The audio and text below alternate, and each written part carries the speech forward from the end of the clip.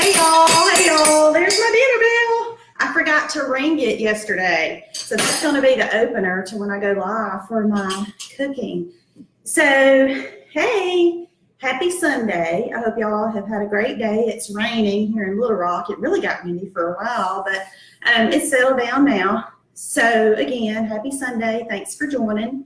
So y'all may remember, those of you who have seen me post or you watched my live last night, we're having some friends over tonight, just a little appetizer party, I guess.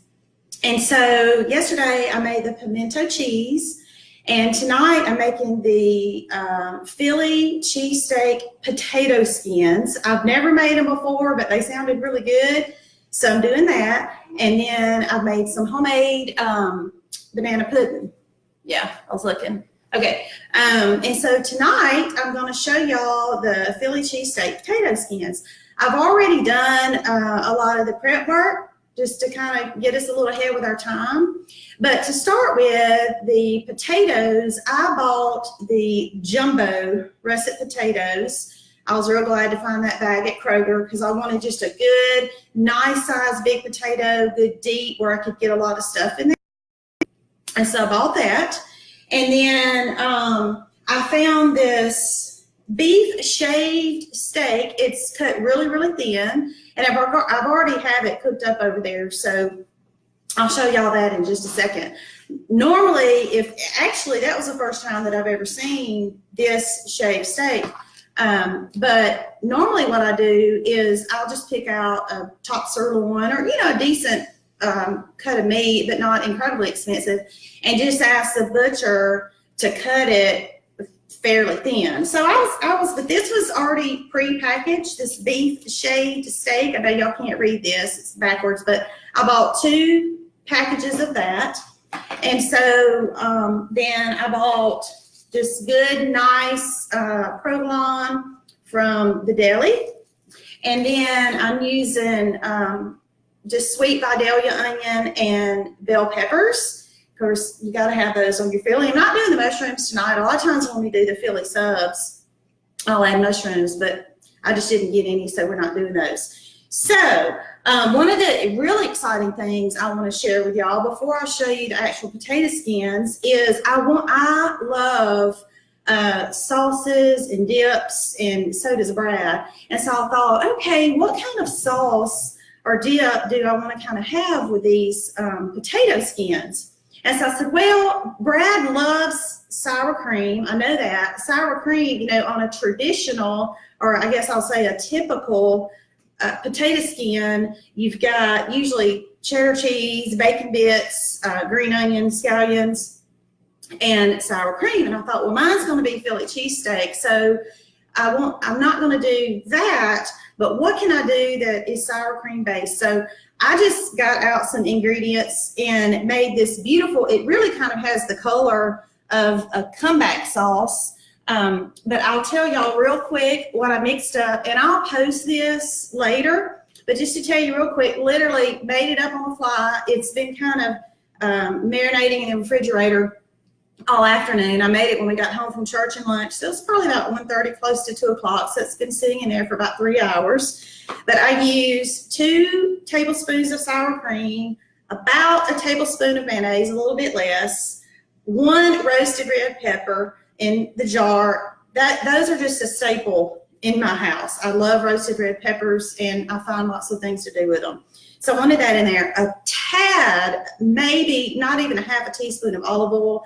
The mayo already has some oil in it, but it just needed a little more oil, and I just love olive oil and knew that it kind of needed that.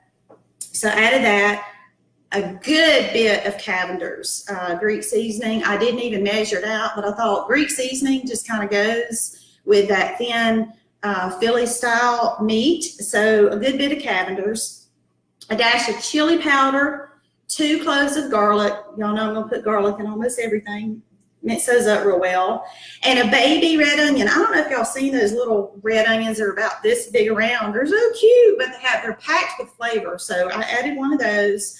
A couple of dashes of Worcestershire and a couple of splashes of hot sauce, and then salt and pepper.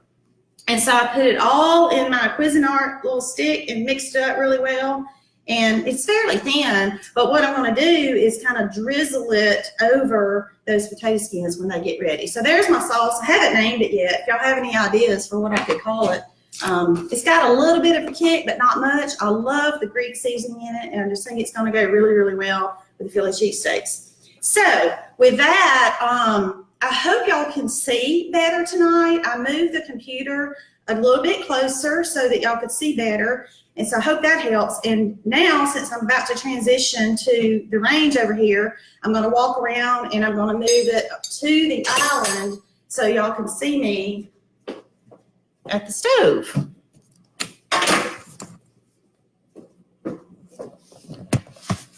Okay, here we go. I think this will work. In fact, I'll tell you what may work better. Let's do this. Let's see how that works. Y'all may not be able to see me, but I'm not the important one. It's the food, right? So here is my, there we go, my shaved steak that I talked about, and I went ahead and browned it. This is my bell peppers and onion. And so what I did, I used one sweet Vidalia onion, and I used two, or no, yeah, that's right. I used a couple of bell peppers, and normally on a Philly I would have the long strips like julienne style, but because I wanted to make sure that the veggies fit down into my potato skins really well, I diced them.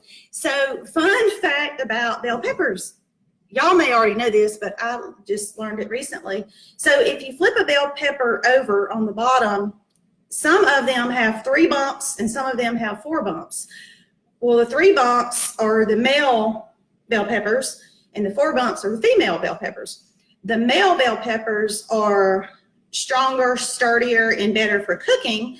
So the next time that I do stuffed bell peppers, I will make sure that I'm using the male peppers. The female peppers tend to be a little bit sweeter and they have more seeds. They both have seeds, but the female peppers, the ones with 4 bumps on the bottom, are a little sweeter. So anyway, earlier today when I was getting my peppers out to dice them, I flipped it over to make sure that I had purchased a male pepper. So anyway, just a fun fact on that. So I went ahead and just sauteed the peppers and onions in a little bit of olive oil earlier just to kind of have them ready.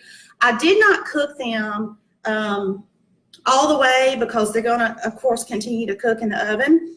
My oven is on 375 right now, and that reminds me, let me tell you a little bit about the potatoes, and you can do this either way. So I went ahead and baked my potatoes early this morning. I'm an early bird. I get up at 4:30 or 5, and if it's a weekday, I go to the gym and come back and do my devotion. But this morning, I did my devotion, had my quiet time, and then I had my potatoes in the oven probably by 5:30, maybe 6 o'clock. But anyway, I got them cooked.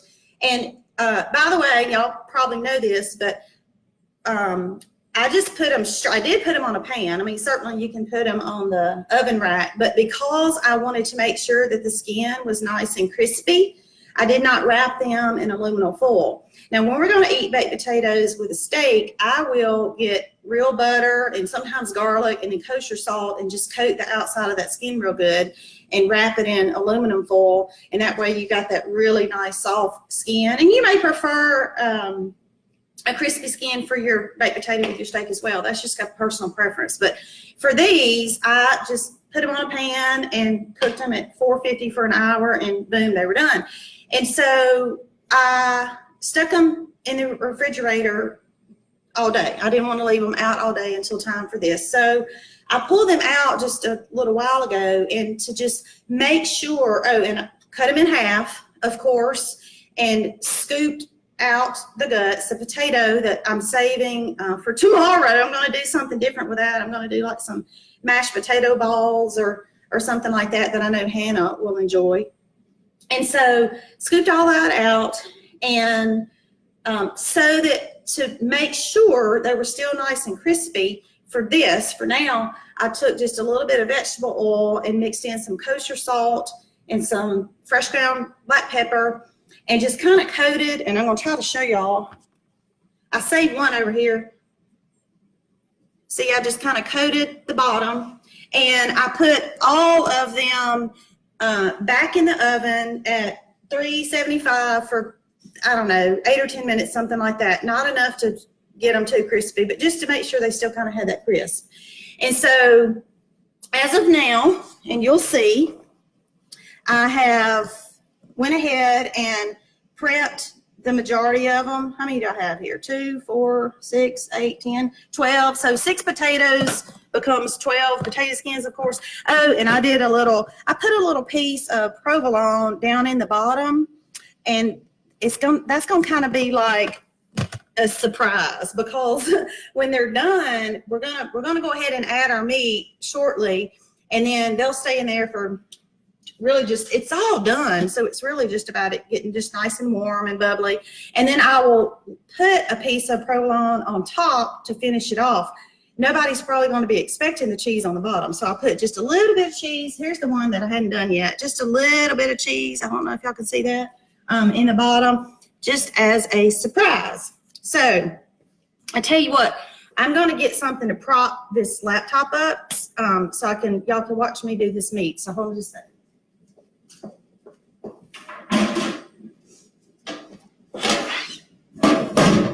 I hope this isn't too high. I don't think it is. I'm trying to do better where y'all can see it better.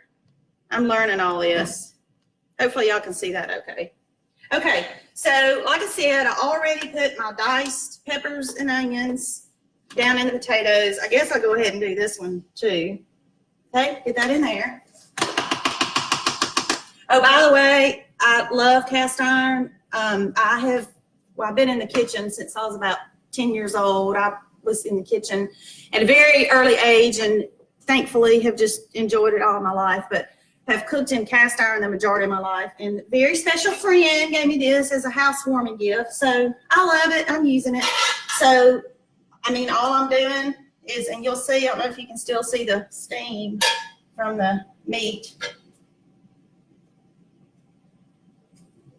I'm just going to kind of stuff each one. I mean, y'all, I'll have to let y'all know how the meat, and my hands are clean, so honestly, it may be better just to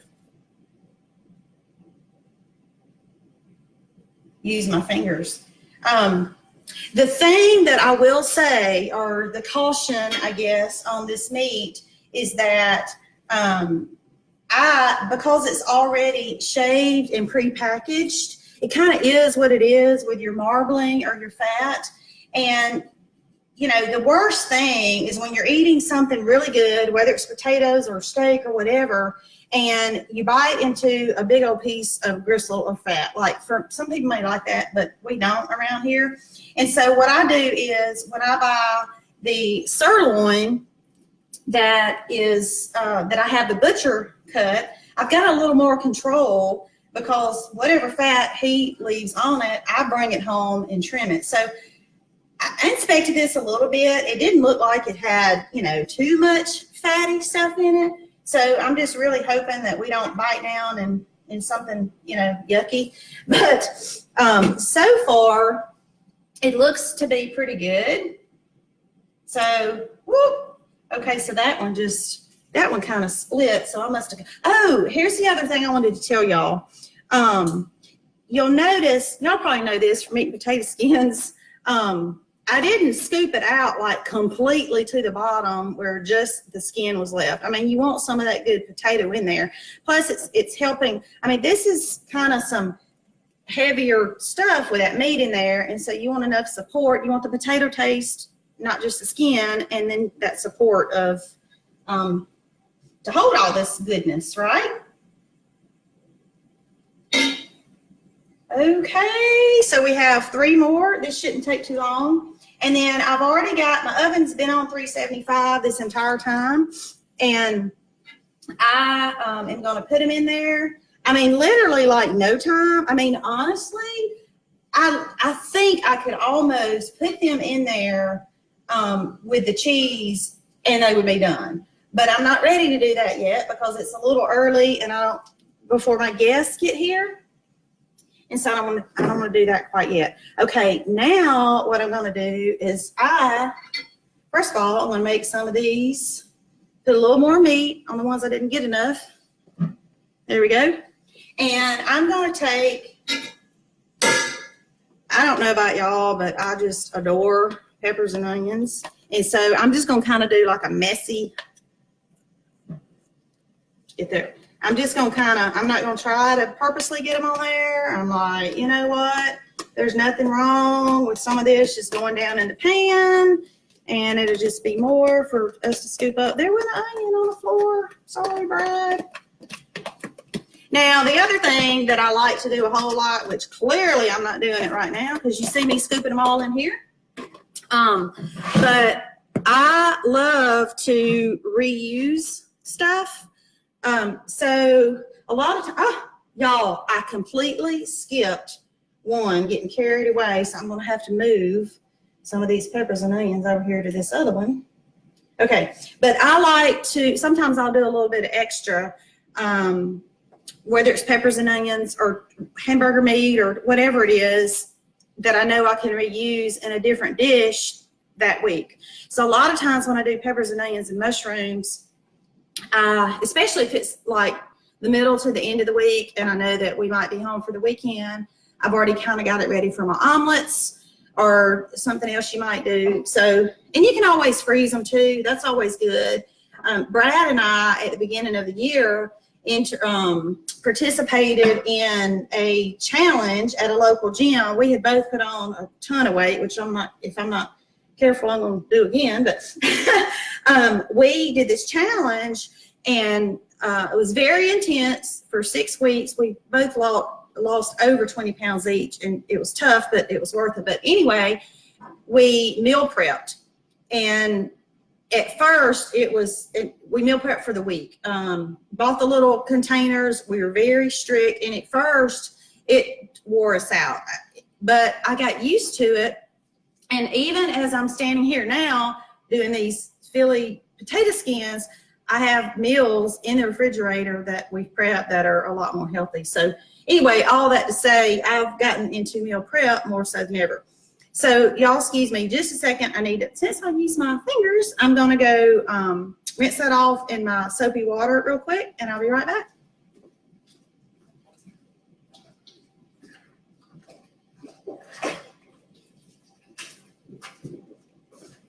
Okay. So literally all I'm gonna do right now, and y'all won't see, I've got, I'm gonna bend down and just put these in the oven.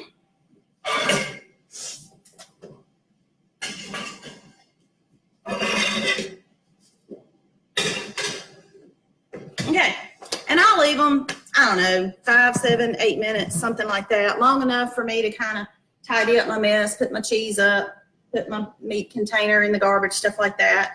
And then I'll get them out, and I will probably put either an entire piece or half a piece, probably an entire piece of this nice good deli provolone on each one and let it melt.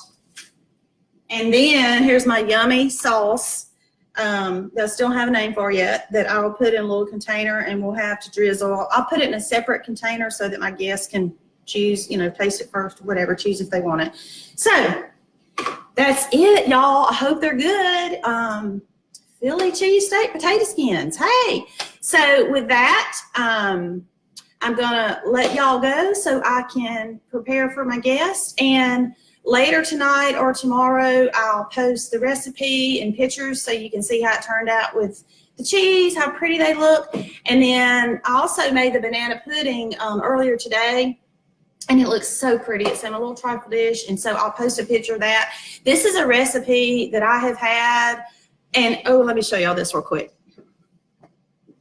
This is just one of those nostalgic things. So this little favorite recipe collection, I'm sure if you love to cook, everybody's probably got a story like this, but I have had this little thing over 30 years because my son is 31, and I had it when he was born.